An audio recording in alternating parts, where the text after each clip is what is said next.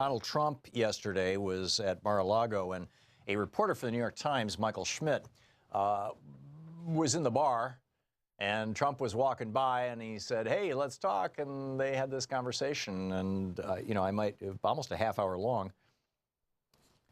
The interesting thing is that Michael Schmidt did not challenge Trump on anything. This was not like in a press conference where the press would say, "Well, what do you think about X?" And Trump would say, "Well, there's no global warming because it's so cold in New York right now." And then the press would say, "But wait a minute, the scientists say that that was predicted as a consequence of global warming because the Arctic is melting and it stabilizes the northern, latitude weather." But of course, Michael Schmidt didn't say that. But on the one hand, so he didn't challenge Trump. But on the other hand, to give Michael Schmidt to cut him some slack, sort of like Billy Bush, I guess. My guess is that had he challenged Trump on anything, he wouldn't have gotten 30 minutes worth of verbal salad from Trump. But one of the things that I think Trump said that was really, really interesting, and in fact, arguably shocking, and this is from the interview. He said, quote, he was talking about Trump running for re-election in 3 years. And he said, "I'm going to win another 4 years. And the reason why is because newspapers, television, and all forms of media will tank if I'm not there, because without me, their ratings will be going down the tubes. Without me, the New York Times will indeed not be the failing New York Times, but the failed New York Times. So they basically have to let me win. And eventually, probably 6 months before the election, they'll be loving me because they're saying, please, please don't lose Donald Trump." Well, in this regard, Trump is largely right. Remember Les Moonves, the chairman or CEO of CBS, talking to his shareholders on the phone? This was before the election, and he said, this Trump thing, Trump may be terrible for America, but he sure is good for CBS. We are making money hand over fist. Well, he didn't say we were making money hand over fist, but words to that effect. But he said it sure is good for CBS.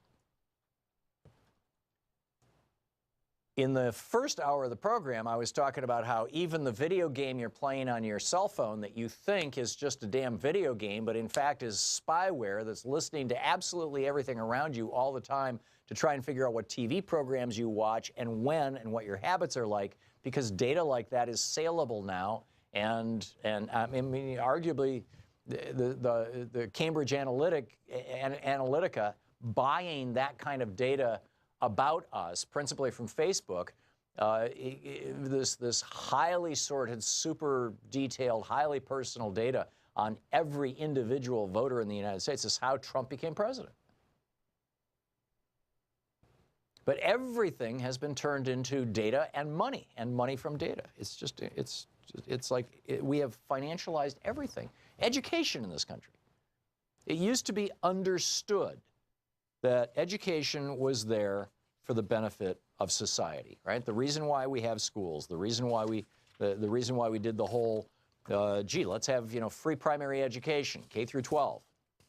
Well, originally it was 1 through 12, and then it became K through 12, I think in the 1950s, and maybe the 40s. In fact, it used to be back in the 20s, it was 1 through 8. And then we expanded it to 1 through 12, and then we expanded it to K through 12, and the rest of the world expanded free public education to pre-K through PhD or MD, right? All the way through, or JD or whatever it may be, as far as you want to go in college. Whereas here in the United States, we're doing the exact opposite of that. We have financialized education. Keep in mind, the purpose of education is to build a strong society. It's to build a strong and healthy nation. Ellen Brown is blogging over at her blog, webofdebt.com, and she writes about the GI Bill's impact. And she talks about, the GI Bill was we're talking about the 1940, whatever year it was, version of it, the one that my dad and Louise's dad both went to college on. Louise's dad ended up the Assistant Attorney General for the state of Michigan as a result of being able to go to college on the GI Bill and get his law degree. My dad dropped out 2 years into college because my mom got pregnant with me, but his goal was to become a college professor. Well, here's how it worked out. The GI Bill this is quoting Ellen Brown, funded the education of 450,000 engineers, which I would add led to the development of radio, television, transistors, put the man on the moon, all that stuff. Funded the education of 450,000 engineers, 240,000 accountants, 238,000 teachers, 91,000 scientists, 67,000 doctors, 22,000 dentists, 14 Nobel laureates, 14 future Nobel laureates, 24 Pulitzer Prize winners, 3 Supreme Court justices, and 3 presidents of the United States. And how much did this cost us to educate all these millions of people? Nothing. In fact, it made us a 700% return on investment. Again, quoting Ellen Brown, rather than costing the government, the GI Bill turned out to be one of the best investments our government ever made. The legislation is estimated to have cost $50 billion in today's money and to have returned $350 billion to the economy, a nearly 7-fold return. So you have free university tuition now in all the usual suspects, plus Denmark, Estonia, Finland, Germany, Norway, Slovak Republic, Slovenia, Sweden, Turkey. It's there. It's free, just not here. And meanwhile, we have student debt slavery, which was the title of Ellen Brown's piece. And this, goes back to, okay, we've figured out a way to turn, the game you use on your app into making money. Well, that's the private sector. Maybe that, that's what they do. Now, if you don't want that happening, if you don't want them putting spyware on your phone, then either you depend on the marketplace to warn you, or you depend on a government agency to say, this isn't right. The people don't like this, so we're going to pass a law against it. But the financialization of a game or an app on your phone is a whole different thing from the financialization of an entire educational system. And that's what's happened here in this era of Reaganomics. You'll recall before Reagan became governor of California, college education in California was completely free. Reagan ended that. When he became president of the United States, college education in much of the United States, if not free, was super cheap. It was not just possible, it was the normal experience of middle-class Americans to work a summer job or work a part-time job, and that provided them enough money to pay for their college education.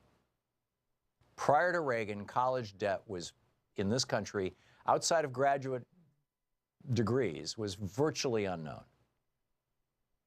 So we've gone from basically having no student debt in this country to having over $1 trillion worth of student debt.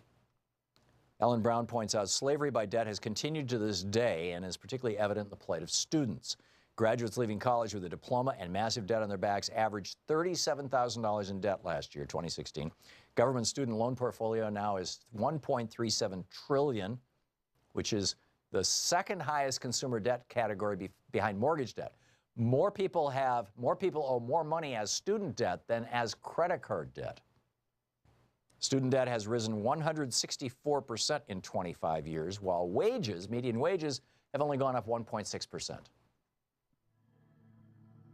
And students can't walk away from this debt. Right? In 1998, Congress privatized Sallie Mae, which was offering student loans, and changed the law so that your unemployment benefits, tax refunds, and even Social Security checks could be tapped to ensure repayment. And then in 2005, they extended that to private for-profit lenders with the Bankruptcy Reform Act. We'll be back. This is the Thom Hartmann Program. This is not only a time bomb waiting to go off in our faces, much like the mortgage thing was in 2007, but it's also hurting us as a country.